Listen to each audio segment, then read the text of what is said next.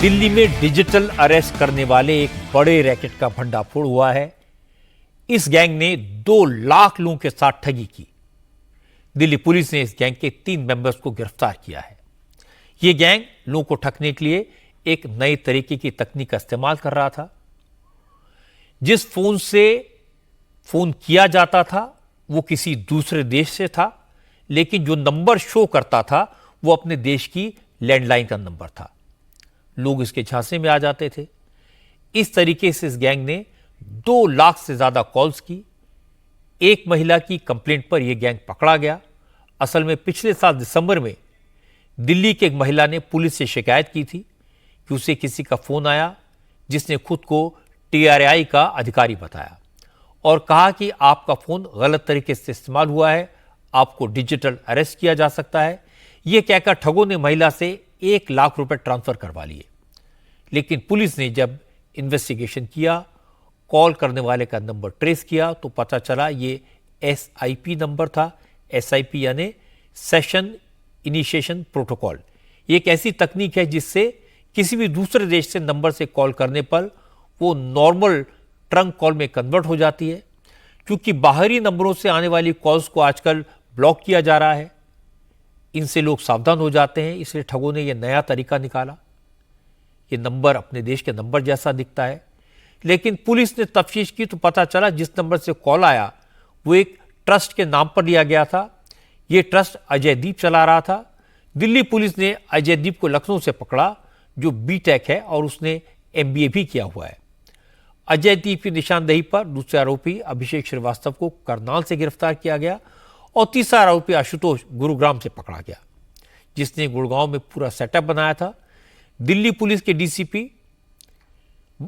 Neesham वॉल्सन ने बताया कि आरोपियों ने 5000 से ज्यादा SIP नंबर्स का इस्तेमाल किया, लेकिन डिजिटल अरेस्ट करने के लिए सारी कॉल्स कंबोडिया, थाईलैंड और कनाडा से आती थी। ये तीनों आरोपी सिर्फ फैसिलिटेटर का काम कर रहे थे। जितनी कॉल्स की गई उसके हिसाब से इन तीनों को पैसे मिलते थे। MHA का प्लेटफॉर्म है I4C और नेशनल लॉन्ग डिस्टेंस ऑपरेटर। इन्होंने इन एजेंसीज ने बाहर के जो काफी लोग कॉल्स थे इनको ब्लॉक किया था। जो डिजिटल अरेस्ट जो बाहर से कॉल इनिशिएट हो रहा था वो काफी कम हुआ था। तो क्रिमिनल्स ने एक नया मॉडस ऑपरेंडी निकाला। इसमें यह है कि SIP ट्रंक कॉलिंग को इस्तेमाल करके, SIP मतलब सेशन इनिशिएशन प्रोटोकॉल, तो ये इंफ्रास्ट्रक्चर सेट करने में और कॉल्स के कन्वर्शन रेट के ऊपर इन लोगों को तीनों को रेम्यूनरेशन मिलते थे। असल में डिजिटल अरेस्ट नाम की कोई चीज नहीं होती। लोग नकली पुलिस बनकर डराते हैं, आपके बैंक से पैसा ट्रांसफर करवाते हैं, लूटते हैं। इसलिए सावधान रहें, क्योंकि इस समय डिजिटल फ्रॉड बहुत बड़ी मुसीबत बनता जा रहा है। पिछले साल साइबर क्राइम के 19.5 लाख से ज्यादा केस दर्ज हुए और जो केस मैंने आपको बताया उसमें 2 लाख लोगों को इन लोगों ने ठगा।